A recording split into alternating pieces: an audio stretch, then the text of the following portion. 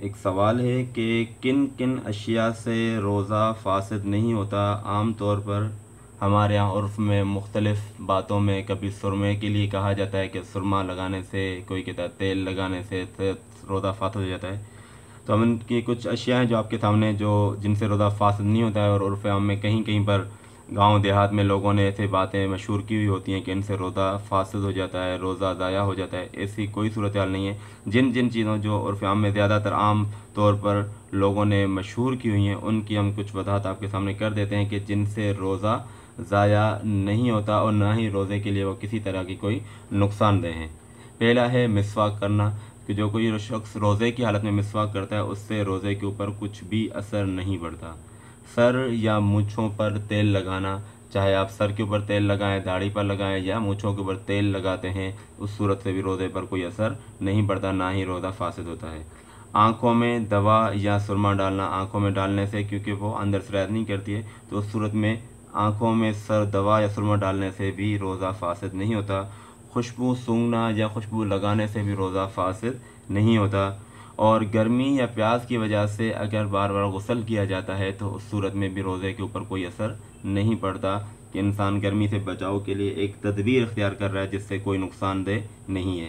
کسی قسم کا انجیکشن یا ٹیکہ لگوانا، جو عام طور سے انجیکشن جیسے دوائی کے طور پر لگائے جاتے ہیں، انجیکشن لگوا رہے ہیں آپ یا ٹیکہ لگوا رہے ہیں، ہاں اس میں ایک چیز ذہن میں ہونی چاہیے کہ بندہ کمزوری کی وجہ سے بار بار گلوکوز کی جگہ اگر خود گلوکوز کی اور طاقت کے لگوا رہا ہے تو اس کی شریعت میں کوئی ایسی اجازت نہیں ہے۔ بیماری کی وجہ سے انجیکشن لگوا سکتے ہیں، جس میں صرف ڈاکٹر نے ہدایت دی ہو اس کو استعمال کرنا، باقی کوئی طاقت وغیرہ کی استعمال نہیں کر سکتے۔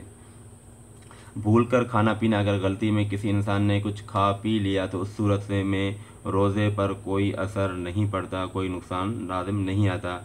حلق میں بلا اختیار دھواں، گرد و غبار یا مکھی وغیرہ چلے جائے، ایسی کوئی چیز چلی گئی، غلطی میں چلی گئی حلق میں، تو اس صورت اس سے بھی روزہ کوئی فاسد، روزے پر کوئی اثر نہیں پڑتا۔ کان میں پانی کے چلا جانا، نہاتے وقت کان میں پانی چلا گیا تو اس سے کوئی فرق نہیں ہے۔ خود بخود کیا جانا، الٹی آ رہی، خود بخود وومٹ آ گئی، انسان کو طبیعت بھاری اگر ایک دم سے الٹی ہو گئی تو اس صورت میں روزہ پر کوئی نقصان نہیں ہوتا۔ ہاں اگر خود الٹی کر رہا ہے تو وہ اس میں روزہ فاسد ہو جاتا ہے، اگر خود بخود آگے الٹی تو اس صورت سے اس کا روزہ پر کوئی اثر نہیں ہوتا۔ نیند میں سوتے ہوئے، ایسے عام طور سے سویا ہوا تھا اور وہاں پر اس کا احتلام ہو گیا تو اس صورت میں اس کا روزہ فاسد نہیں ہوتا۔ ہاں جو کل ہم نے مسئلہ ایک بیان کیا تھا کہ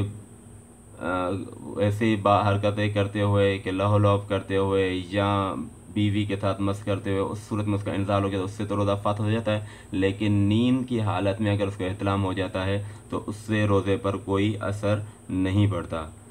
دانتوں سے خون نکلنا، لیکن اس میں ایک شرط ہے کہ اگر دانتوں سے خون نکلا حلق میں نہیں، اگر حلق میں گیا تو اس سے نقصان دہ ہوگا روزے کے لیے، لیکن حلق میں نہیں گیا، صرف دانتوں سے خون نکلنے سے روزہ فاسد آپ کا نہیں ہوتا۔